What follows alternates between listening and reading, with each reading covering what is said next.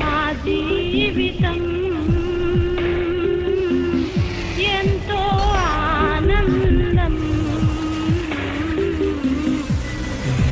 మా జీవితం ఎంతో మాధుర్యం. యేసుతో మా జీవితం ఎంతో ఆనందం. దేవుని సన్నిధి ప్రశస్తమైంది. ఆదివారమే కాదు, ఎప్పుడైనా సరే దేవుని సన్నిధిలో నేను ఉండాలి అని దావీదులాగా మనం కోరుకునేవారుగా ఉండాలి. దావీదులాగా మనము పిల్లల కోరుకునేవారుగా ఉండాలి. దావీదుకున్న మంచి లక్షణం వేకువనే లేచి ఉదయమున ప్రార్థన సిద్ధం చేసి కాచుకొని ఉండడం. దేవునికి స్తోత్రం. రెండవ లక్షణం ఏంటంటే దేవుని వాక్యాన్ని చదవడం. మూడవ లక్షణం ఏంటంటే దేవుని మందిరములో నివసించాలని కోరుకోవడం. ఎక్కడ నివసించాలని? దేవుని మందిరంలో నివసించాలని కోరుకోవటం. దేవుడు మనకిచ్చినటువంటి ఈ పరిశుద్ధ గ్రంథాన్ని మనం ప్రియులారా అనుదినము కూడా ధ్యానం చేయాలి, అనుదినము కూడా మనం తలపోసుకోవాలి. వాక్యం చదువుకుందాం. చూడండి, మొదటి రాజుల గ్రంథము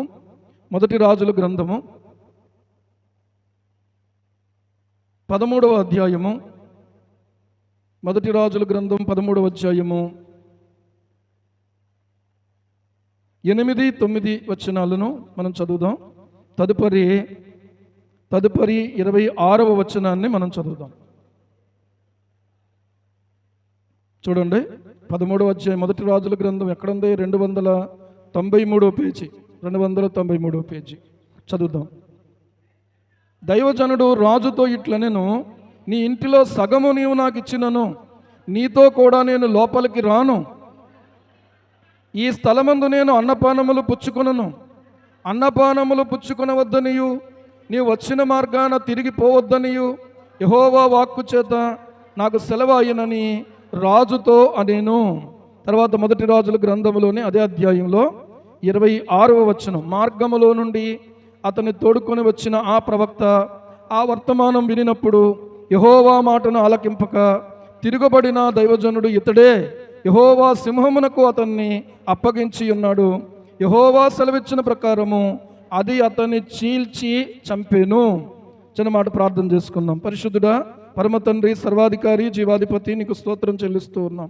నీ మహాకృపతో మమ్మల్ని జ్ఞాపకం చేసుకుని మాయందు ప్రభువా మీరెంతో శ్రద్ధ నిలిపి ఈ దినము మళ్ళీ తిరిగి ప్రభువా మేము ఈ రీతిగా కూడుకోవడానికి, ఈ వారములో పెద్ద పులిని గురించినటువంటి వర్తమానము, ఆ యొక్క పరిస్థితులు ప్రభువా హృదయాలను ఎంతో కలవరపరచగా, శుక్రవారము మా తండ్రి దేవా ఇదిగో మా తండ్రి ప్రార్థనకు కూడా కొంతమంది రాలేని పరిస్థితి ఏర్పడినప్పుడు తండ్రి మేమందరం కూడా కొంతమంది కూడుకొని ప్రార్థన చేశాం. నీ కృపను బట్టి, నీ దయను బట్టి సాయంత్రానికి శుక్రవారం ప్రభువా ఆ యొక్క పరిస్థితి అంతా కూడా సద్దుమనగ చేసినందుకు నీకు స్తుతులు చెల్లిస్తున్నాము తండ్రి. నిజంగా ఈ ఆరాధన దినము ఈ రీతిగా మేము ప్రశాంతంగా మళ్ళీ నీ సన్నిధిలోకి రాగలగడానికి మాకు మా అందరి కుటుంబాలకు మీరు ఇచ్చిన క్షేమం కొరకు నీకు మనసారా స్తుతి చెల్లిస్తున్నాను ప్రభువా. దీని విషయంలో అధికారులు కలవరపడ్డారు, ప్రజలు కలవరపడ్డారు. నైనా ఎంతో కలవరం ప్రభువా దేశంలో, అధికారులు, అధినేతలలో, దేశ నాయకుల్లో, రాష్ట్ర నాయకుల్లో ఎంతో కలవరం ఏర్పడినప్పుడు మా తండ్రి కేవలము నీ కృపను బట్టి నీ పాదాల చెంతకు మనవి చేసుకున్నప్పుడు మా మనవులు ఆలకించారు. ఎందరో పరిశుద్ధులు ప్రార్థించారు. ప్రార్థనకు జవాబుగా ఈ దినము ఈ రీతిగా ప్రశాంతంగా మళ్ళీ తిరిగి ఆరాధనలు చేసుకోవడానికి మీరు కృప చూపినందుకు స్తోత్రాలు చెల్లిస్తున్నాం. ఈ సమయమందు చేరి వచ్చిన బిడ్డలందరినీ దీవించండి. మాతో కూడా మీరు మాట్లాడండి. యేసు ప్రభువు నామములో ప్రార్థిస్తున్నాం మా పరమ తండ్రి, ఆమేన్. ఈ దినం నేను మీ ముందు ఉంచబోయేటువంటి అంశం ఏంటంటే మానవ జీవితంలో మృగము యొక్క పాత్ర. మానవ జీవితంలో మృగము యొక్క పాత్ర, దైవజనుని జీవితంలో మృగము యొక్క పాత్ర. ఈరోజు ఈ అంశాన్ని గురించి కొంత మీ ముందు ఉంచి ప్రియులారా కొన్ని మాటలు మీకు తెలియచేయాలని ప్రభువు చేత నేను నడిపించబడతా ఉన్నాను.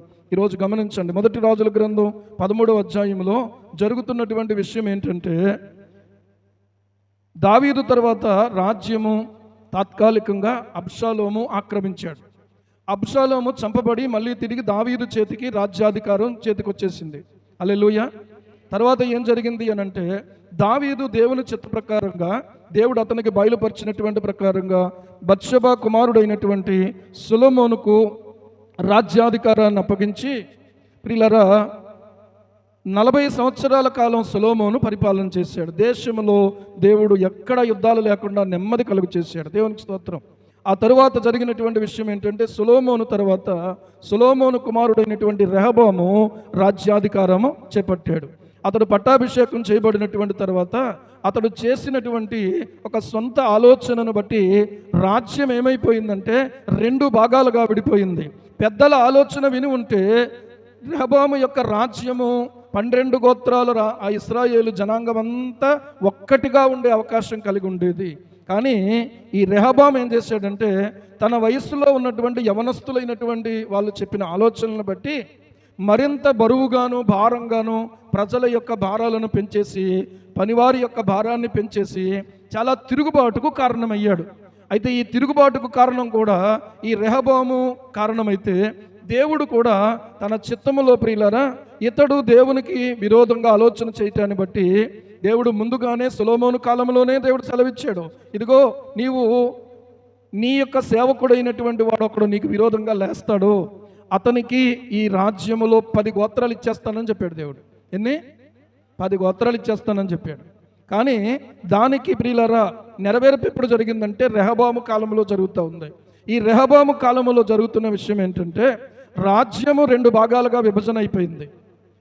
2 భాగాలుగా విభజన అయిపోయింది. 10 గోత్రాలు ఒక రాజ్యము, 2 గోత్రాలు ఒక రాజ్యం. జాగ్రత్తగా అర్థం చేసుకోండి. 2 గోత్రాలు ఏంటంటే యోధా గోత్రము, బెన్యామీను గోత్రం. ఇది యోధా రాజ్యము అని పిలువబడింది.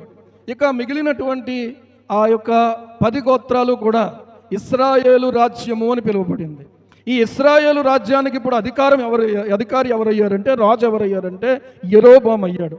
ఈ యెరోబాము రాజు అయినటువంటి తర్వాత ఇశ్రాయేలీలందరూ కలిసి అంతకు మునుపు యెరూషలేములో ఆరాధన చేసుకునేవాళ్ళు. ఎక్కడ? యెరూషలేములో ఆరాధన చేసుకునేవాళ్ళు. అందరూ ఎక్కడెక్కడి నుంచి అయినా సరే దేవుడు ఏర్పాటు చేసుకున్న, దేవుడు కోరుకున్నటువంటి యెరూషలేముకు వెళ్ళడం, దేవుని ఆలయంలోనికి వెళ్ళడం, దేవుని ఆరాధించుకోవడం, అక్కడి నుంచి వాళ్ళు ప్రియులారా అక్కడి నుంచి వాళ్ళు వాళ్ళ యొక్క స్థలాలకు మళ్ళీ తిరిగి వచ్చేవాళ్ళు. కానీ ఈ రాజు ఒక వక్రమైన ఆలోచన చేశాడు. ఏమని ఆలోచన చేశాడంటే, ఈ 10 గోత్రాల ప్రజల్ని దేవుడు నాకు అప్పగించాడనే విషయం మర్చిపోయి, వీళ్ళు కానీ ఒకవేళ యెరూషలేముకు వెళ్ళినట్లయితే ఏం జరుగుతుంది అని అంటే, మళ్ళీ వీళ్ళు రెహబాము యొక్క రాజ్యంలోనికి వెళ్ళాలి. రెహబాము యొక్క రాజ్యంలోనే ఉంది యెరూషలేము. కాబట్టి ఆ రాజ్యానికి కానీ వీళ్ళు వెళ్ళడం మొదలు పెడితే మళ్ళీ వీళ్ళు అటువైపు వెళ్ళిపోతారు. కనుక వీళ్ళు అలా చేయకుండా ఉండడానికి నేనే ఇక్కడ ఒక ఆరాధనా స్థలాన్ని ఏర్పాటు చేస్తానని షోమ్రోనులో బంగారు దూడలు నిలవబెట్టి అక్కడ ఆరాధన మొదలెట్టాడు. ఈరోజు కూడా ఇలాంటి ఆరాధనలు చాలా జరుగుతున్నాయి. ఎలాంటి ఆరాధనలు? బంగారు దూడలు నిలబెట్టి ప్రజలను ఎటు పోకుండా జాగ్రత్తగా ఆకర్షించే విధంగా చేసి ప్రియులారా కొంతమంది చేస్తూ ఉన్నారు. ఏదేమైనా వాళ్ళు దేవునికే లెక్క చెప్పుకుంటారు, కానీ మనం మాత్రం వివేచించేవారుగా మనం ఉండాలి. హల్లెలూయా. ఈరోజు మనం ఆలోచన చేస్తే ప్రియులారా మనకు అర్థమయ్యేటువంటి విషయం, యెరోబాము బంగారు దూడలను ఏర్పాటు చేశాడు. ఇది దేవునికి విరోధమైనటువంటి ఆలోచన. ఈ విరోధమైన ఆలోచన చేసింది రాజుగారు కనుక అధికారులు కానీ ప్రజలు కానీ మరి ఏ అధిపతులు చెప్పినా కూడా అతడు పూర్తి నిర్ణయంతో ఒక పని చేశాడు. ఇక రాజుగారి యొక్క కత్తికి అడ్డు లేదు కాబట్టి అది కొనసాగిపోతూ ఉంది. మనుషులు చలామణి అయిపోతున్నారు. రాజుగారు చెప్పినట్టుగా ప్రజలు అక్కడికి వెళ్తున్నారు, ఆరాధించుకుంటున్నారు, మళ్ళీ వాళ్ళ పనులు వాళ్ళు చేసుకుంటున్నారు. ఇలా జరుగుతున్నటువంటి సమయంలో యోధా దేశము నుండి దేవుడు ఒక ప్రవక్తను పంపించాడు. ఎవరిని పంపించాడు? ఎప్పుడైనా సరే రాజులు తప్పు చేసినా, ఒకవేళ నాయకులు తప్పు చేసినా, ఒకవేళ ప్రజలు దేవుని దృష్టికి దోషులైనా, దేవుని పద్ధతి ఏంటంటే దేవుడు ఒక సేవకుణ్ణి పంపుతాడు అక్కడికి. ఎందుకంటే ఇదిగో మీరు దేవుని దృష్టికి దోషులైపోయారు, కాబట్టి మీరు మళ్ళీ తిరిగి వీటిని విడిచిపెట్టి దేవుని తట్టుకు తిరగండి అని చెప్పడానికి. అంతేకాని వాళ్ళు ప్రియులారా ఎలాగో బతికినా పర్లేదని చెప్పడానికి సేవకుడు అవసరం లేదు. ఎలా జీవించినా పర్లేదని చెప్పడానికి సేవకుడు ఎందుకు? ఎవడైనా చెప్తారు. కానీ వాళ్ళు ఎలా బ్రతకాలో చెప్పి, వాళ్ళు దేవునికి ఎలా కోపం తెప్పిస్తున్నారో చెప్పి, వాళ్ళను దేవుని తట్టుకు మరల్చడానికి మాత్రమే ప్రవక్తలు అవసరం. ప్రవక్తలు దువ్వరు. ప్రవక్తలు ప్రియులారా ఏమండి మోమాటంగా మాట్లాడరు. ప్రవక్తలు ఉన్నది ఉన్నట్టుగా కొండ బద్దలు కొట్టి చెప్తారు. చెప్పిన తర్వాత ప్రజలు వాళ్ళని కొట్టిన సందర్భాలు ఉన్నాయి, హింసించిన సందర్భాలు ఉన్నాయి, రాజులు చెరల్లో వేసిన సందర్భాలు ఉన్నాయి, భయంకరంగా శిక్షించిన సందర్భాలు ఉన్నాయి. అయినా కూడా ప్రవక్తకు ఏది ముఖ్యమంటే దేవుని యొక్క మాటే ముఖ్యం. దేవునికి స్తోత్రం కలుగును గాక. హల్లెలూయా. యేసయ్య కూడా చెప్పారు, నా నామము నిమిత్తము జనులు మిమ్మల్ని నిందించి హింసించి మీ మీద అబద్ధముగా చెడ్డ మాటలల్లో పలికినప్పుడు మీరు ధన్యులు, మీరు సంతోషించి ఆనందించండి, పరలోకమందు మీ ఫలము అధికమగును అన్నాడు. అదే ప్రభు ఇంకో మాట చెప్పాడు, మనుష్యులు మిమ్మల్ని కొనియాడేటప్పుడు మీకు శ్రమ అని చెప్పాడు. మనుష్యులు మిమ్మల్ని కొనియాడితే మీకు శ్రమ అని చెప్పాడు. ఇలాగున మీకు పూర్వమందున్న ప్రవక్తలను వారు హింసించారు అన్నాడు. ప్రవక్త అని పేరుకు ముందు పెట్టుకోవడం సులువే, కానీ ఆ స్థానం ప్రియులారా చాలా కఠినమైనటువంటి స్థానంగా ఉంటుంది. కొన్నిసార్లు బాప్తిస్మమిచ్చు యోహాను హేరోదు అనేటువంటి రాజును ఏమంటే అతని పాపాన్ని ఎత్తి చూపించి ఖండిస్తే అతని శిరస్సు ఖండించబడిపోయింది. అర్థమవుతుందా మీకు నేను చెప్పింది? ప్రవక్త యొక్క పరిచర్య కష్టతరమైన పరిచర్య, కానీ ప్రవక్తలు లేకుండా ప్రజలు దేవుని తట్టుకు తిరిగే అవకాశం లేదు కనుక దేవుడు ఎవరో ఒకరిని నిలబెట్టుకుంటాడు. స్టెఫను ఉన్నదన్నట్టుగా దేవుని మాట ప్రకటిస్తే ప్రజలు అలాగైతే మేము మారు మనస్సు పొందుతాం అనలే, వాళ్ళు రాళ్ళు తీసి స్టెఫనును రాళ్లతో కొట్టి చంపేశారు. ఏమండి, పౌలు గారిని రంపాలతో కోసి చంపేశారు. ఈరోజు చూస్తే ఇలాంటి చరిత్రలు చాలా ఉన్నాయి. ఇటీవల కాలంలో కూడా కొంతమందిని ప్రియులారు ఇలా చంపినటువంటి సందర్భాలు ఉన్నాయి, హింసించిన సందర్భాలు ఉన్నాయి. నిజమే, దేవుని పిల్లలు కూడా హింసించబడుతున్న సందర్భాలు ఉన్నాయి. ఈరోజు ఒక మాట చెప్తున్నాను, నువ్వు సినిమాలు చూసే వాళ్ళతో కలిసిపోయి సినిమాలకు వెళ్ళినప్పుడు ఎవ్వరూ నేను ఏమనలేదు, ఎరా డబ్బులు లేవా నేను పెట్టుకుంటాను రా అని అన్నారు. కానీ ఎవరే నేను సినిమాలు చూడటం మానేశాను, దేవుడు నా జీవితాన్ని మార్చాడు, నిజమైన ఆనందం అక్కడ లేదురా, ఇక్కడ ఉందిరా దేవుని సన్నిధికి, అందుకే నేను వెళ్తున్నాను, మీరు కూడా నాతో రండి అని చెప్పి స్నేహితులతో చెప్తే మళ్ళీ పలకరించక మళ్ళీ కనబడక పోయినటువంటి స్నేహితులు ఎంతోమంది నాకున్నారు. మీకు ఎంతమంది ఎలాంటి స్నేహితులు ఉన్నారు? ఏమండి, ఈ రోజున మీరు వాళ్ళు చూసే సినిమాలు చూస్తూ వాళ్ళు పెట్టేటువంటి వీడియోస్కి మీరు లైక్లు కొడుతూ వాళ్ళతో కలిసి మీరు ప్రయాణాలు చేస్తుంటే మిమ్మల్ని ఎవరేమంటారు? ఏమండి, అంటే మిమ్మల్ని అంటే అలా చేసే వాళ్ళని మీరు కాదు, మీరు అందరూ మంచోళ్ళు. దేవునికి స్తోత్రం. ఎంత మంచోళ్ళు అంటే నేను ఏం చెప్తే అదే చేస్తారు మీరు. దేవునికి స్తోత్రం. హల్లెలూయా. ఏమండి, ఇలాగున పూర్వమందుండిన ప్రవక్తలను హింసించారు, దేవుని కొరకు నిలబడినటువంటి బిడ్డలను కూడా హింసించారు. నన్ను వచ్చి అన్నారు, మిమ్మల్ని ఎవరన్నా అన్నారా? అనరు, ఎందుకంటే మీరు వాళ్ళతో కలిసిపోతారు కాబట్టి. అయ్యి బాబోయ్, ఒక ఫోన్ వచ్చిందంటే చాలు, ఆరాధన అనవసరం, మనకి నైటు సంపూర్ణ రాత్రి ప్రార్థన అనవసరం, వెళ్ళిపోవాలి. అవసరమైతే వాళ్ళతో రాత్రులు గడుపుతాం, కానీ దేవుని మందిరంలో ఒక రాత్రి గడుపుదాం రా. ఈ రాత్రి మాత్రం ఎవడు ఫోన్ చేసినా నో రెస్పాన్స్. దేవుడికే ఈ సమయాన్ని ఇద్దామనుకున్న యవనస్తుల కోసం ఈ రాత్రి ప్రియులారా దేవుడు చూస్తూ ఉన్నాడు. దేవునికి స్తోత్రం కలుగును గాక. ఈ మధ్యాహ్న కాలంలో దేవుడు మనల్ని చూస్తూ ఉన్నాడు. నువ్వు వాళ్ళ మాట వింటావా, నా మాట వింటావా? స్నేహితురాళ్ళు కూడా, రాళ్ళు కూడా ఉన్నారు కదా, రాళ్ళకు కూడా చెప్పాలి. రాళ్ళకు కూడా ఏమండి, పెద్దోళ్ళకు కూడా కొంతమంది వాళ్ళ ఫోన్ చేస్తే చాలు, ప్రార్థన సంగతి అనవసరం, ఆరాధన సంగతి అనవసరం, ఎక్కడికి వెళ్ళిపోవాలంటే అక్కడికి వెళ్ళిపోతారు. కొంతమంది సామలకోటలో ఉన్నారు, ఇక్కడ మీ మీద ఎందుకులేండి. ఏమండి, ఆ అమ్మాయి ఏం చేసేదంటే ఎవరు ఫోన్ చేస్తే వాళ్ళతో వెళ్ళిపోవడానికి రెడీగా ఉండేది. ఏమ్మా ఎక్కడ ఉన్నావు అంటే బయట ఉన్నానండి పాస్టర్ గారు. ఏమ్మా బయట ఎందుకున్నావు అంటే ఒకళ్ళ ఫంక్షన్ అండి, ఒకళ్ళది అయిపోయింది. పోనీ ఆ ఒకళ్ళతో అయిపోయిందా, రేపు ఇంకొకళ్ళని పిలుస్తారు, వాళ్ళ దగ్గరికి మళ్ళీ వాళ్ళతో పాటు వెళ్ళిపోవడం. ఎవరేమంటారండి? ఎవరు ఏమనరు. నేను రానంటే కదా అవతల వాళ్ళు ఇబ్బంది పడేది, మనల్ని ఇబ్బంది పెట్టేది.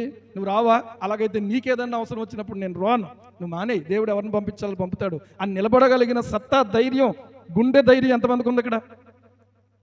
ఏమండి, వాక్యం వినడం కాదు నేను చెప్పేది, మీరు నిలబడడం గురించి నేను మాట్లాడుతూ ఉన్నా. దేవునికి స్తోత్రం కలుగును గాక.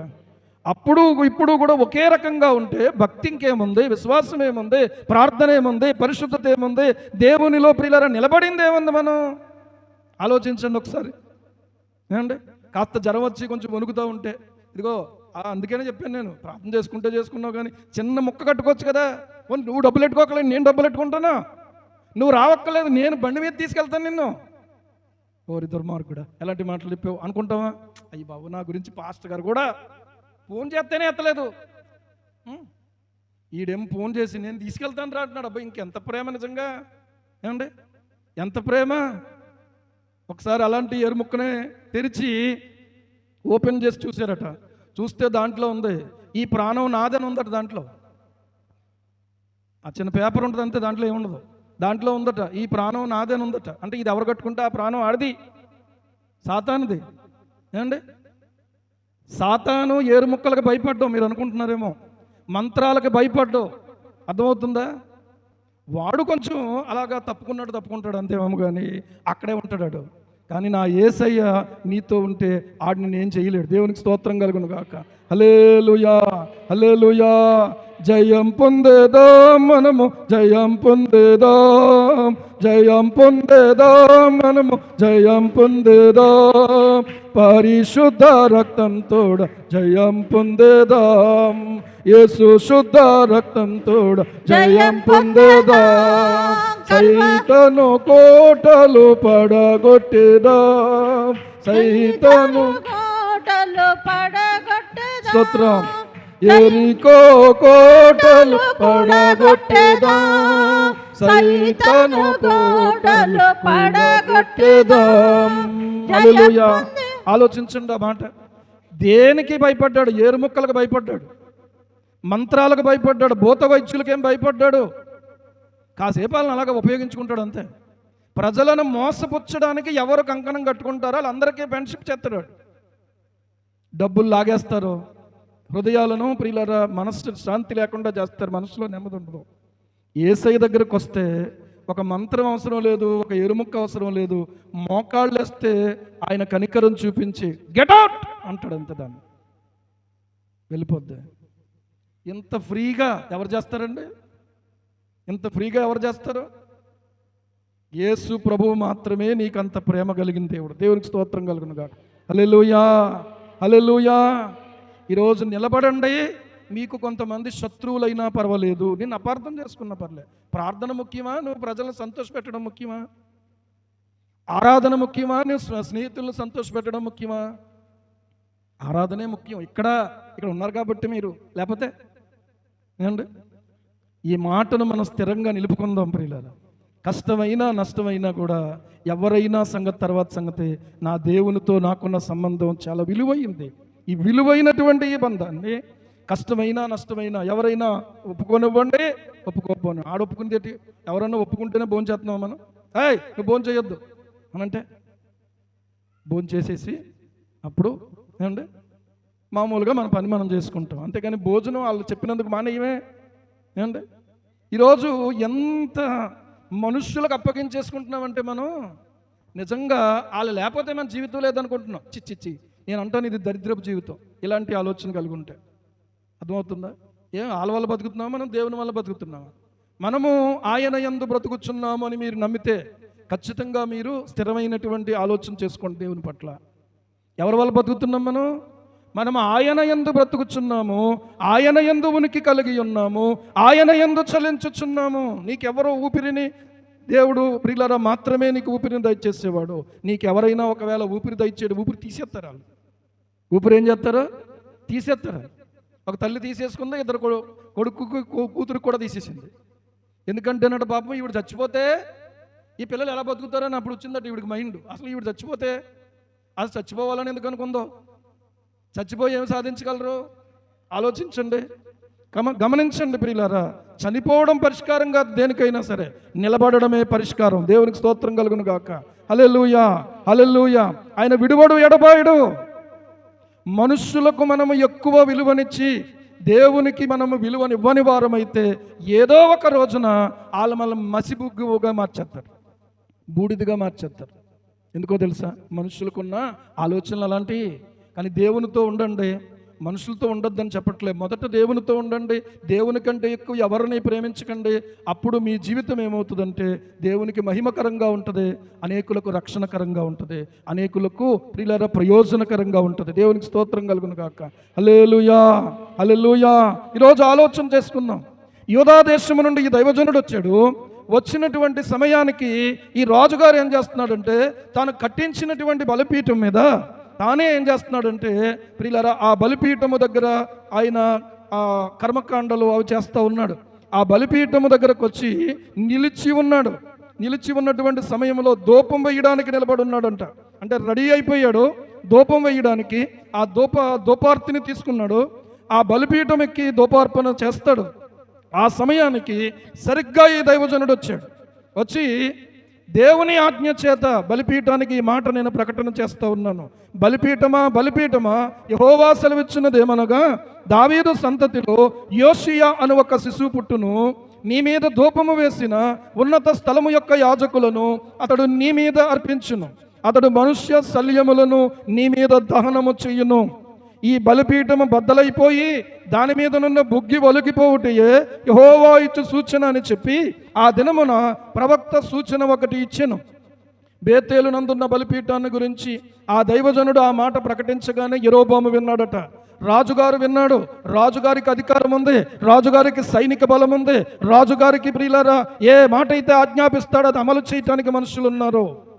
కానీ ఇక్కడ మీరు గమనించండి, బలిపీఠం మీద నుంచి తన చెయ్యి చాపి వాణిని పట్టుకో అన్నాడు. అంతే. వాడిని పట్టుకోనమని చెప్పగానే చాపిన చెయ్యి ఏమైపోయిందట? ఎండిపోయిందట.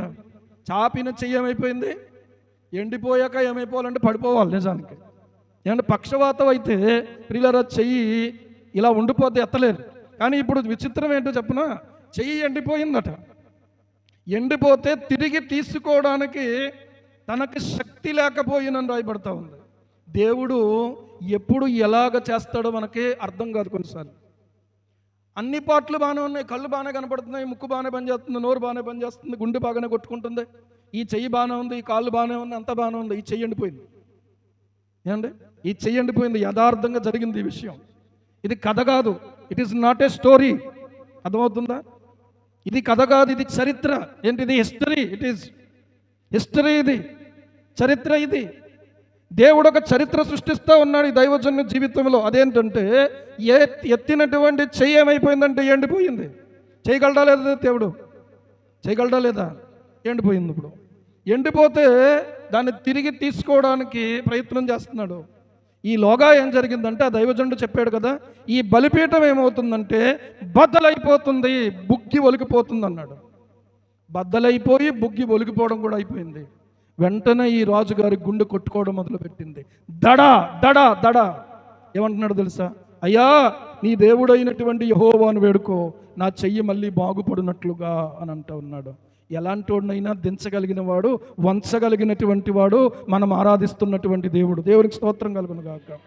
రాజుగారు వంగాడా లేదా? రాజుగారు ఎక్కువ మనం ఎక్కువ? ఇక్కడ చెప్పండి. రాజుగారు ఎక్కువ మనం ఎక్కువ? ఇక్కడ ఎవరైనా రాజులు ఉంటే మీ గురించి కాదు సుమా. ఈ రాజు యెరోబాము రాజు గురించి మాట్లాడుతున్నా నేను. ఏమండి? మనం కూడా మనకు గర్వం ఉంటుంది. ఏంటో తెలుసా? దేవుడట మనల్ని పేతురు రాసిన మొదటి పత్రిక 2:9 ఉంటుంది. ఎలా పిలిచాడు? చీకటిలో నుండి ఆశ్చర్యకరమైనటువంటి ఏమండి ఆయన గుణాతిశయాలు ప్రచురించే నిమిత్తము చీకటిలో నుండి ఆశ్చర్యకరమైన తన వెలుగులోనికి మనల్ని పిలిచాడు. ఇలా పిలువబడినటువంటి మనం ఎవరమంటే రాజులమట, యాజక సమూహమట, పరిశుద్ధ జనమట, దేవుని సొత్తైన ప్రజలమట, దేవుడు ఏర్పాటు చేసుకున్న వంశమట మనం. దేవునికి స్తోత్రం. అలాగని కూడా నువ్వు విర్రవేయకూడదు. ఏమండి? మా ఆయన రాజు అయితే నేను రాని అనుకోకండి. ఈ పేరెట్టుకోపోయినా రాజు అయితే నేను రాని అనుకోకండి. ఓకే? అతిశయించదు. దేవుడు పిలిచిన పని ఒకటి ఉంది, ఆ పనిలో నేను నిలబడాలని చెప్పి ప్రభువు యొక్క పాదాల చెంత కన్నీళ్లతో ప్రార్థన చేసుకోండి. ఓకే? ఇక్కడ గమనించండి ప్రియులారా, ఈ దైవజనుడు వేడుకోవాలని చెప్పి ఆ యొక్క దైవజనుడిని రాజుగారు బతిమాలుకుంటున్నారు. దైవజనుడు బతిమాలుకున్నాడు. దైవజనుడు దేవుణ్ణి బతిమాలుకున్నాడు. గనుక రాజు చెయ్యి మరలా బాగయి మునిపటి వలె ఆయను. హల్లెలూయా, హల్లెలూయా. మన సంఘంలో కూడా దేవుడు కార్యం చేశాడు. ఎవరి విషయంలో? చెయ్యి బాగయింది ఎవరికే? ఇగో ఇక్కడేమో రీసెంట్గానేమో బండయ్య, అంతకుముందేమో అవి చెయ్యెత్తాడు చూడండి. హల్లెలూయా. ఈ చెయ్యి మరలా బాగవుతుందని యేసయ్య నాకు చెప్పాడు. దేవునికి స్తోత్రం కలుగును గాక. ఎలా చెప్పాడండి అంటే ప్రార్థన చేస్తుండగా ఈ వచనం ద్వారానే దేవుడు నాతో మాట్లాడాడు. అవునా, మునుపటి వల్లే అవుద్ది అన్నాడు దేవుడు. మునుపటి వల్ల ఎలాగ అవుద్ది అని అంటే మునుపు ఎలా పనిచేసాడు ఇప్పుడు కూడా అలాగే పనిచేస్తున్నాడు. నా ఎదురుగుండా కాదు, నేను లేకుండా అడగండి ఎలా జరిగిందో దేవుడు చేసాడో చెప్తాడు. దేవునికి స్తోత్రం. ఆయన కనికరము గొప్పది. నేనేదో ప్రార్థన చేశాను అని అంటే నా ఒక్కడి వల్ల అవ్వలేదు సుమా. నేను నాకు తెలిసినటువంటి సంఘ బిడ్డలందరికీ కూడా చెప్పాను. ఒక రాత్రి మనం అక్కడ ఆపరేషన్ జరుగుతుంటే ఇక్కడ ప్రార్థన చేసాం. మీకు గుర్తుందో లేదో తెలియదు నాకు. మన కష్టంలో, మన బాధలో ప్రియులారా మన కొరకు ప్రార్థన చేసే సంఘం మన కొరకు ప్రార్థన చేసే సేవకుణ్ణి దేవుడు మనకిస్తే, మనం దేవుణ్ణి ఆశ్రయిస్తే దేవుడు చేయకుండా ఉంటాడా? ఆయన చేయకుండా ఉంటాడా? ఆయన ఎంత కనికర సంపన్నుడో. చప్పట్లు కొట్టి దేవునికి స్తుతులు చెప్పండి. హల్లెలూయా, హల్లెలూయా, హల్లెలూయా. అయితే ఇక్కడ గమనించండి, మునుపటి వలె అయిపోయింది. మునుపటి వలె బాగా అయినటువంటి తర్వాత రాజుగారు ఏమన్నారంటే, నీవు నా ఇంటికి వచ్చి అలసట తీర్చుకో, నీకు బహుమతి ఇస్తాను అని చెప్పాడంట. ఏమిస్తాను నేను? అంతకుముందు ఏమన్నాడు?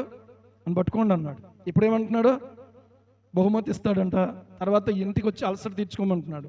రాజుగారి మర్యాదలు మామూలుగా ఉంటాయా అని దేవుడు ప్రియులారా అక్కడ ఆ దైవజనుడికి చెప్పినటువంటి మాట ప్రకారంగా రాజుతో దైవజనుడు ఇలా చెప్పాడు, నీ ఇంటిలో అలసట తీర్చుకోవడం కాదు, బహుమతిని ఇవ్వడం కాదు.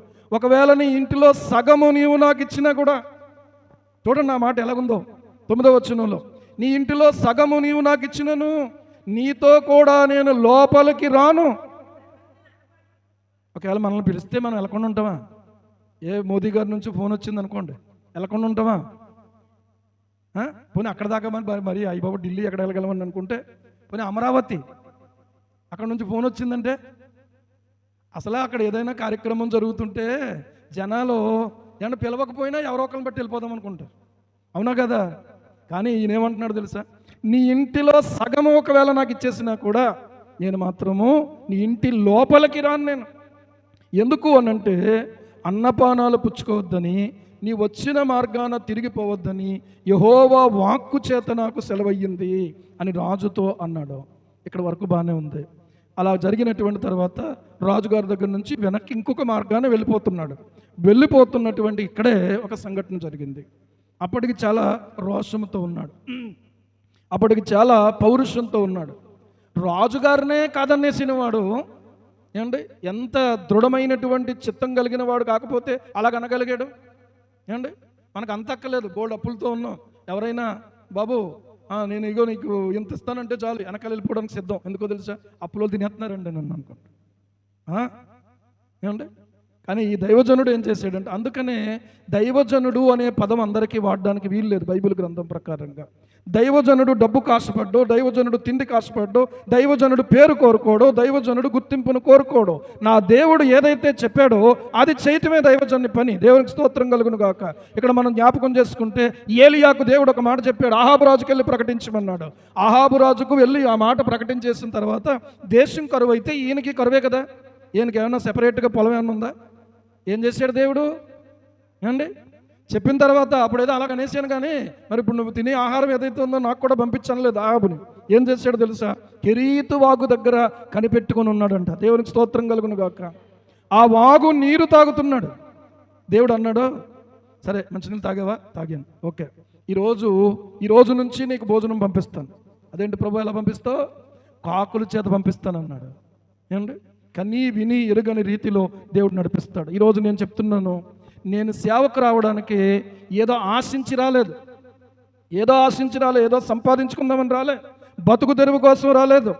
నేను ప్రభువుని అడిగాను సూటిగా, ప్రభువా నేను కానీ సేవకు వస్తే నేను ఇంకొకళ్ళకి చెయ్యి చాపకుండా నేను బతకాలంటే కష్టం కదా, నేను ఉద్యోగం చేసుకుంటూ సేవ చేస్తాను అని దేవునితో వాదిస్తే దేవుడు నాతో చెప్పిన మాట ఏంటి తెలుసా? ఆకాశ పక్షులను చూడు, అవి విత్తవు, కోయవు, కొట్లలో కూర్చుకునవు, అయినా నీ పరలోకపు తండ్రి వాటిని పోషిస్తున్నాడు. ఇన్నిటిని పోషించే నేను నిన్ను పోషించలేనా అని దేవుడు నాతో మాట్లాడాడు. ఆ మాటను బట్టి నేను సేవకు వచ్చాను. ఆ మాటను బట్టి దేవుని మాట ప్రకటిస్తూ ఉన్నాను. ఆ మాటను బట్టి ఈరోజు వరకు కట్టుబడి ఉన్నాను. ప్రియులారా, నేను జీతాలు వస్తే మీరు అప్లై చేసుకోండి అన్నారు. నో, నాకు వద్దండి, నేను అప్లై చేసుకోను. ఎందుకంటే ఇప్పటి వరకు దేవుడు నన్ను నడిపించాడు, ఇదే ప్రకారంగా నడుస్తానని చెప్పి. కానీ నేను చెప్తున్నాను, నా దేవుడు నాకు ఇచ్చినటువంటి మాటే నాకు ఆధారం అయ్యింది. నా ప్రాణాధారం ఏంటంటే మత్తయి సువార్త 6:25 అంతే. దేవునికి స్తోత్రం కలుగును గాక. ఆయన పెడితే తింటాను, పెట్టకపోతే పస్తుంటాను తప్ప ఎవరికీ తెలియదు నేను పస్తున్నట్టు కూడా. అలాంటి స్థితిలో దేవుడు నన్ను నడిపించాడు. ఎందుకంటే దైవజనుడు అనేవాడు జనం కోసం పనిచేయడు, దేవుడి కోసం పనిచేస్తాడు. చప్పట్లు కొట్టి దేవుని స్తుతించండి. హల్లెలూయా, హల్లెలూయా. జనం యొక్క మెప్పు కోసం పనిచేయడు, జనం ఏదో ఇస్తారని, జనం ఏదో చేస్తారని పనిచేయడు. దేవుడు పిలిచాడు, దేవుడు అప్పగించాడు, దేవుడు రమ్మన్నాడు, దేవుడు పని చేయమన్నాడు. పనిలో పెట్టుకున్న తర్వాత ఇప్పుడు మీ దగ్గర కొంతమంది పనులు చేస్తున్నారు. ఇప్పుడు అప్పాజీ ఉన్నాడు, తన షాపులో ఎవరైనా పని చేయడానికి వచ్చారు, పని చేస్తున్నారు. పని చేసిన వ్యక్తిని పోషించే బాధ్యత ఎవరిదే? ఇప్పుడు అక్కడ పని చేసి నా దగ్గరికి వచ్చి జీతం అడిగితే నేను ఇస్తానేమోను, ఇదేటమ్మా నువ్వు అక్కడ పని చేసావు నేను జీతం ఇవ్వడం నీకు అంట. ఇప్పుడు నేను యేసయ్య పనిలో, యేసయ్య పొలములో పని చేయడానికి వచ్చాను. నా కడుపు చూసేది ఎవరంటే ఆయన. నేను ఆయన కొరకు పని చేయాలి. దేవునికి స్తోత్రం కలుగును గాక. హల్లెలూయా, హల్లెలూయా. ఈ రోజుకి కూడా ప్రియులారా ఆ వాక్యమే నాకు ఆధారం. నా తల్లిదండ్రులు నేను ఆధారం చేసుకోలేదు, నా అత్తమామలను ఆధారం చేసుకోలేదు, నా మేనమామలను ఆధారం చేసుకోలేదు, చివరికి నా పిల్లలను కూడా నేను ఆధారం చేసుకోలేదు. ఎప్పటికీ ఇదే బ్రతుకు నా జీవితకాలం అంతా కొనసాగాలని మీరు ప్రార్థన చేయండి. హల్లెలూయా. దైవజనుడు అనేవాడు ప్రియులారా ఖచ్చితంగా ఉండాలి. దైవజనుడు అనేవాడు తిండికి ఆశపడేవాడుగా ఉండడం. ఏమండి, దైవజనుడు అనేవాడు ఘనతల కోరుకోడు. ఇక్కడ ఎంత సూటిగా చెప్పాడో చూడండి. నిజంగా ఆ మాట ఒకటి కడుపు నిండిపోయింది. కానీ ఇలాంటి వ్యక్తిని కూడా, ఇలాంటి రోషము కలిగిన వాడిని కూడా, ఇలాంటి భక్తి కలిగిన వాడిని కూడా, ఇలాంటి దైవ స్వరాన్ని వినగలిగినటువంటి ఈ యువ ప్రవక్తను కూడా ఏమంటే ఎలా దారి తప్పించాడో మీకు ఒక అద్భుతమైన విషయం చెప్తాను చూడండి. ఇలా జరిగినటువంటి తర్వాత అతని దారిని అతను వెళ్ళిపోతుంటే ఈ విషయం ఆ ఊరిలో ఉన్న ఒక ముసలాయనికి తెలిసింది. ఎవరు తెలిసింది? ఒక ముసలాయనికి తెలిసింది. ఈ ముసలాయన ప్రియులారా వెంటనే నేను వెళ్ళి ఆ దైవజనుని కలుసుకోవాలనుకున్నాడు. సరే బయలుదేరి వెళ్ళాడు. వెళ్ళిన తర్వాత ఆ యవనస్తుడైనటువంటి దైవజనుని కలుసుకున్న తర్వాత చెప్పాడు, అయ్యా నీవు మా ఇంటికి భోజనానికి రావాలన్నాడు. దేవుడు చెప్పాడు నాకు, రాజుగారు చెప్తేనే నేను రానన్నాను. అయ్యా నువ్వు చెప్తే నేను ఎలాగొస్తాను అన్నాడు. అవునా, నిజమేనా? ఓకే అయితే. కానీ ఒక మాట చెప్పనా నీకు ఒక విషయం చెప్తున్నాను. ఒక రహస్యం ఏంటంటే, నేను ప్రార్థన చేసుకుంటుంటే ఒక దేవదూత వచ్చాడు నా దగ్గరికి. ఒక దేవదూత వచ్చి ఏం చెప్పాడంటే, అతన్ని ఇదిగో మీ ఊరికి వచ్చి ఆ దైవజనుడు మళ్ళీ తిరిగి వెనక్కి వెళ్ళిపోతున్నాడు కదా, ఆ వెళ్ళిపోతున్నటువంటి ఆయన పిలిపించుకొని వచ్చి నీకు భోజనం పెట్టమన్నాడయ్యా అన్నాడు. ఏం పెట్టమన్నాడు? నిజంగా భోజనానికి ఆశపడేవాడు అయితే అక్కడే తినేసి ఉండేవాడు కదా. కానీ ఇప్పుడు కొంచెం మారింది పరిస్థితి. ఏమంటున్నాడు ఈయన? మీరు చూడండి, ఆ మాట మీరు అండర్లైన్ చేసుకోండి. ఏమంటున్నాడు చూడండి. అందుకతడు ఎన్నో వచ్చినమ్మా 18వ వచనం చూడండి. అందుకతడు నేనును నీ వంటి ప్రవక్తనే, మరియు దేవదూత ఒక్కడు యెహోవా చేత సెలవు పొంది అన్నపానములు పుచ్చుకొనుటకై అతనిని నీ ఇంటికి తోడుకొని రమ్మని నాతో చెప్పానని అతనితో అబద్ధమాడగా. ప్రవక్త అబద్ధం ఆడతాడా అడ్డా? చెప్పండి, ఆడతాడా అడ్డా? ఇక్కడ ఏమంటున్నాడు? నేనును నీ వంటి ప్రవక్తనే. అబద్ధం చెప్తున్నాడు. చూడండి, అబద్ధం ఆడేటువంటి అబద్ధాలను నమ్మడం వల్ల ప్రియులారా వెంటనే ఇతడు అనుకున్నాడు, దేవదూత వచ్చాడా, వచ్చి భోజనానికి రమ్మని నన్ను తీసుకెళ్ళమన్నాడా, నిజంగా ఇది నిజమే అయ్యి ఉంటుందని నమ్మేశాడు. అతడు తిరిగి అతనితో కూడా మరలిపోయి అతని ఇంట ఏం పుచ్చుకున్నాడు? అన్నపానములు పుచ్చుకున్నాడట. ఏం పుచ్చుకున్నాడు చెప్పండి? అన్నపానములు అంటే పార్టీ ఇచ్చాడు ఈయన. ఎవరికే? దైవజనుడికి పార్టీ ఇచ్చాడు ఈయన. మామూలుగా ఉంటుందట మరి. అయిపోయింది. సరే భోజనం చేస్తూ ఉన్నాడట. అప్పుడే భోజనం ఇంకా చేస్తున్నప్పుడే అతని వెనుకకు తోడుకొని వచ్చిన ఆ ప్రవక్తకు యెహోవా వాక్కు ప్రత్యక్షమయ్యింది. అంటే ఇప్పుడు ఇతని గురించి ఎవరైతే ఇతన్ని వెనక్కి తీసుకొచ్చారో ఆ ముసలి ప్రవక్త ఉన్నాడు కదా, ఆ ప్రవక్తకి దేవుని వాక్కు వచ్చిందట. ఏమంటున్నాడు తెలుసా? ఇదిగో యోధాదేశం నుండి వచ్చిన దైవజన్ని పిలిచి యెహోవా ఇలాగున ఆజ్ఞ ఇచ్చుచున్నాడు, నీ దేవుడైన యెహోవా నీకు ఆజ్ఞాపించిన దాన్ని గైకొనక ఆయన సెలవిచ్చిన నోటి మాట మీద తిరుగుబడి నీవు వెనుకకు వచ్చి నీవు అచ్చట అన్నపానాలు పుచ్చుకోవలదని ఆయన సెలవిచ్చిన స్థలమున భోజనము చేసి ఉన్నావు గనుక నీ కళేబరము నీ పితరుల సమాధిలోకి రాకపోవునని ఎలుగెత్తి చెప్పెను అని చెప్తున్నాడు. ఏమండి, ఇది చాలా భయంకరమైనటువంటి పరిస్థితి. నీవు దేవుని మాటను ఆలకించావు, వెనక్కి వెళ్ళిపోయావు. మళ్ళీ వెనక్కి వచ్చి ఇప్పుడు ఏం చేసావు తెలుసా? అన్నపానాలు పుచ్చుకున్నావు. కనుక నీవు నీ కళేబరము నీ పితరుల సమాధిలోనికి రాదు అంటే నువ్వు వెళ్ళిపోయేటప్పుడు నువ్వు చంపబడతావు.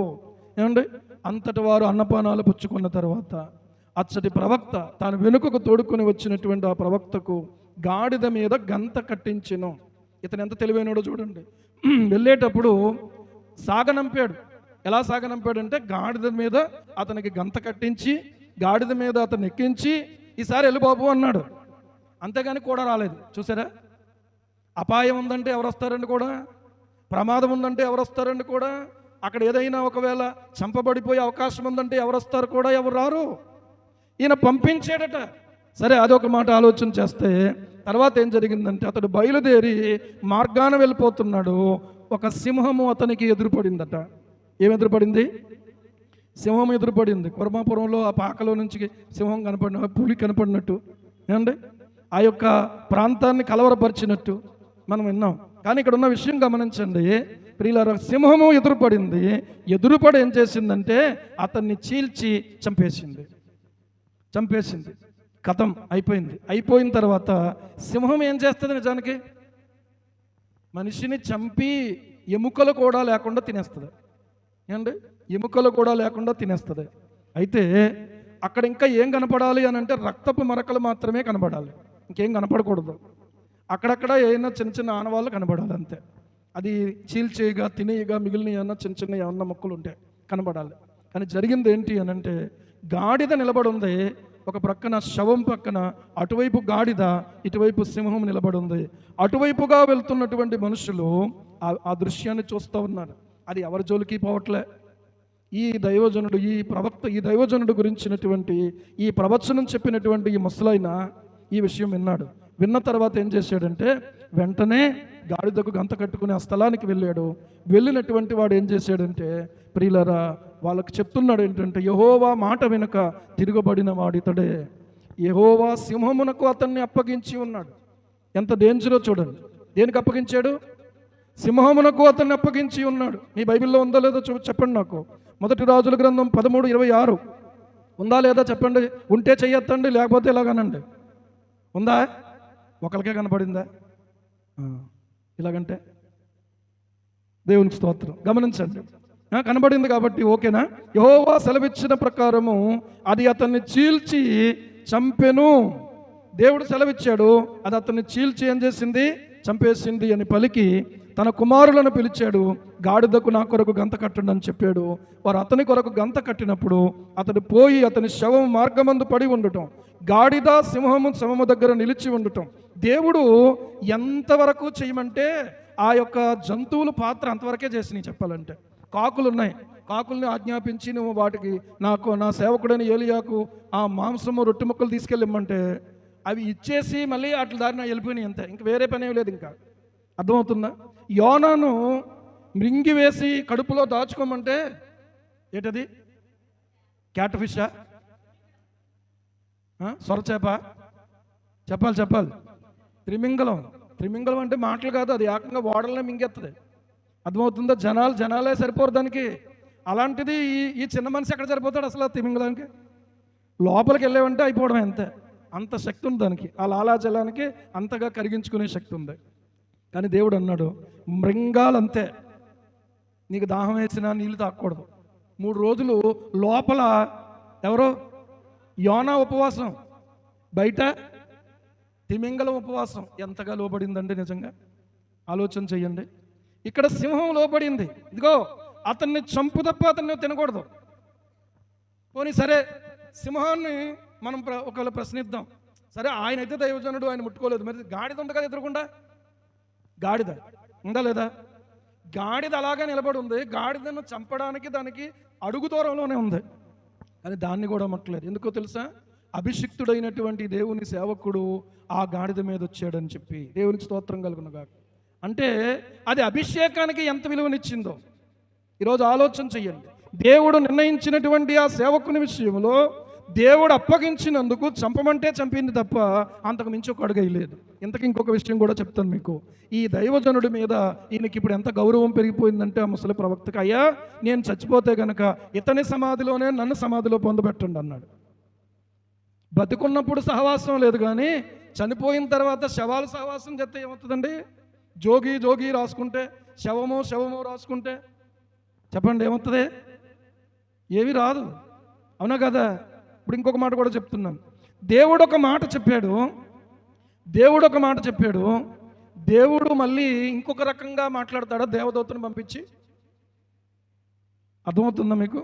దేవుడి దైవజనుతో ఏం చెప్పాడు? నీవు అచ్చట అన్నపానములు పుచ్చుకోవద్దు అని చెప్పాడు. మళ్ళీ దేవదూత కూడా రావడం ఏంటి? ఏమండి? అతన్ని భోజనానికి నువ్వు తీసుకురమ్మని చెప్పడం ఏంటి? అసలు ఈ యవనస్తుడు, ఈ ప్రవక్త ఎలా నమ్మాడు? ఇక్కడ ఉన్న పాయింట్ మీరు అర్థం చేసుకోవాలి. దేవుడు ఒక్కసారి అవును అన్నాడంటే దానికి తిరుగులేదు, ఇంకంతే. అది దేవునికి స్తోత్రం కలుగును గాక. 2వ కొరింథీ పత్రిక 1వ అధ్యాయము, దయచేసి మీరు చూడండి. 1వ అధ్యాయము త్వరగా ఒక్క మాట చూపించి నేను ముగించేస్తాను. మీకంటే ముందు నేను కూడా తొంగపాడు వెళ్ళాలి మళ్ళీ, ఓకేనా? చూడండి దయచేసి 1వ అధ్యాయము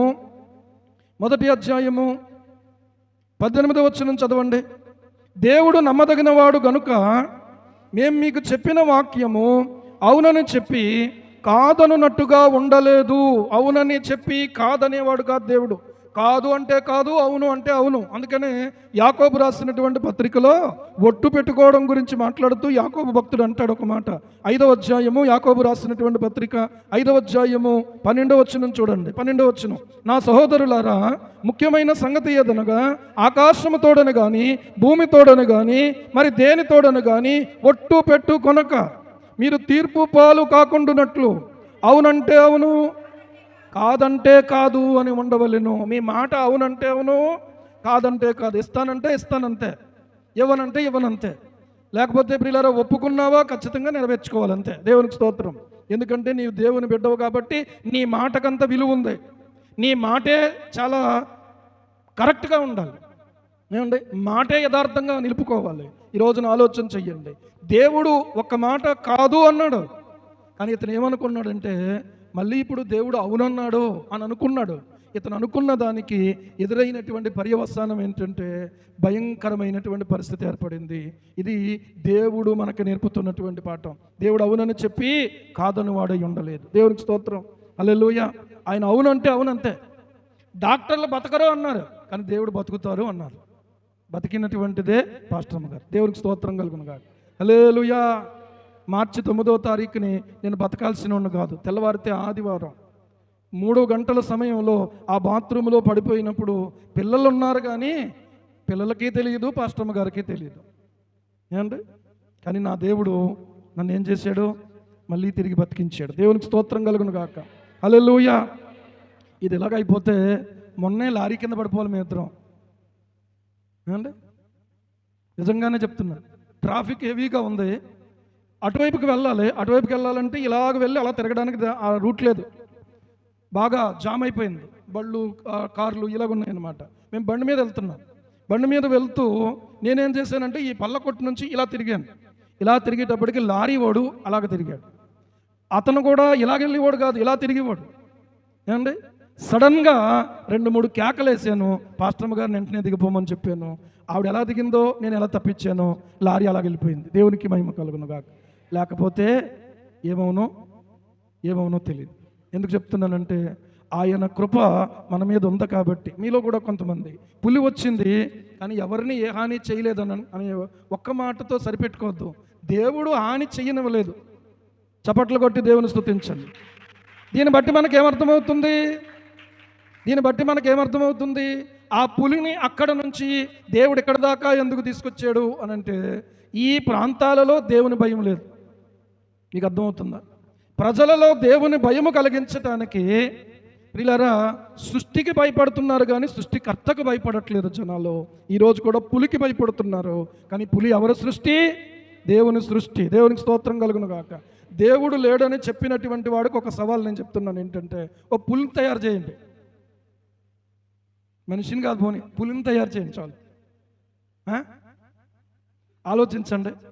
ఒక పులి దేవుని సృష్టి, కానీ ఆ సృష్టికి భయపడిపోతున్నాం. ఒక సముద్రం దేవుని సృష్టి, కానీ ఆ సముద్రానికి భయపడినంతగా దేవునికి భయపడట్లేదు. కానీ సముద్రము నిత్య నిర్ణయము చేత దేవుడు ఇసుకను సరిహద్దుగా నియమించి దీనిని దాటి రావద్దు అని చెప్తే అది అలా వస్తుంది. సముద్రం బీచ్కి వెళ్ళిన వాళ్ళు ఎంతమంది ఉన్నారు చేయొత్తండి ఒకసారి.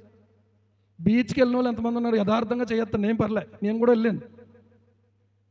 వెళ్ళారు కదా, సముద్రాన్ని చూశారు కదా. సముద్రము హద్దుల్లో ఉండకపోతే ఏం జరుగుతుంది? కాకినాడ ఉండదు, ద్వారపూడి ఉండదు, అవునా కదా? ఎంత నీరు ఉంటుంది, ఎంత లోతు ఉంటుంది, ఎంత బంగాళాఖాతం.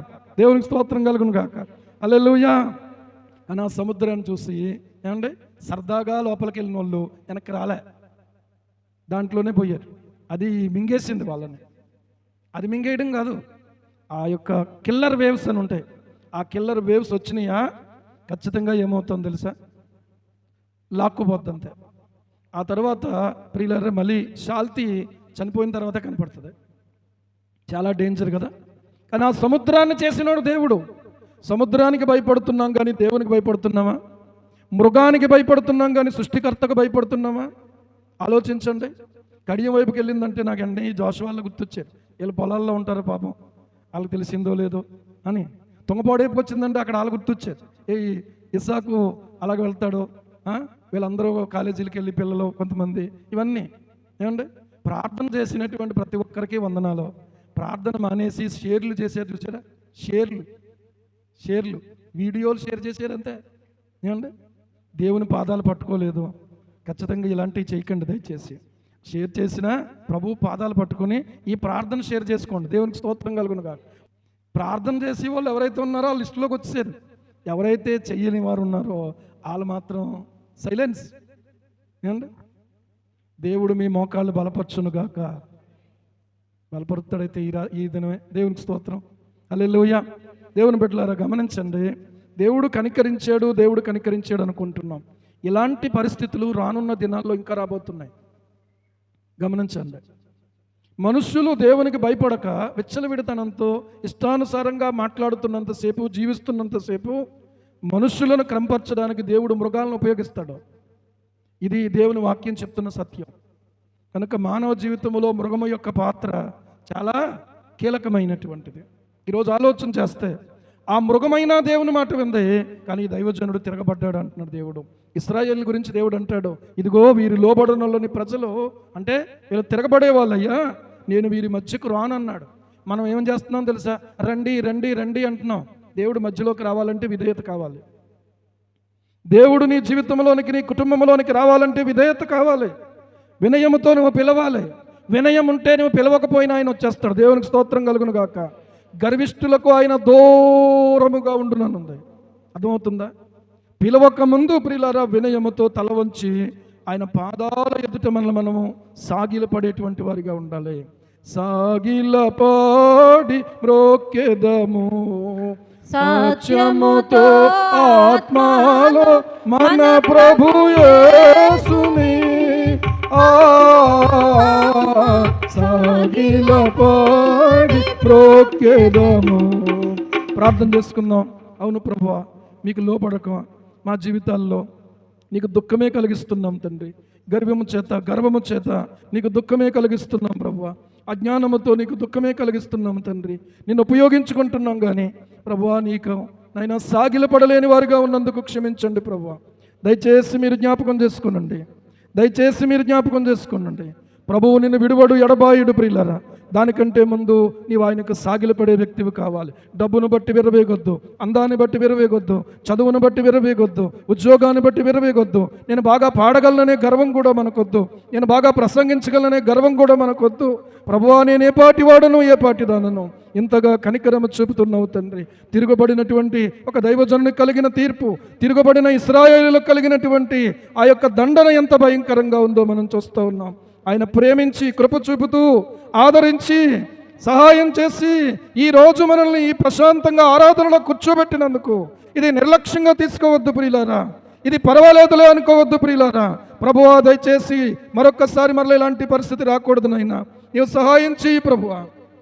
ఎంత నష్టం జరిగిందో, అవి పశువులైనా కూడా అవి ఎంత ఖరీదైనవి ఉంటాయో, కానీ నిజానికి మానవ ప్రాణానికి హాని కలగలేదనేటువంటిది ఒక ఆదరణ కలిగించే అంశమైన అది ఎందుకు ఆ ఛత్తీస్గఢ్ ప్రాంతం నుంచి 1000 కిలోమీటర్ల దూరం ప్రయాణం చేసి మన దాకా వచ్చిందనే విషయాన్ని కూడా మనము సీరియస్గా ఆలోచించాలి.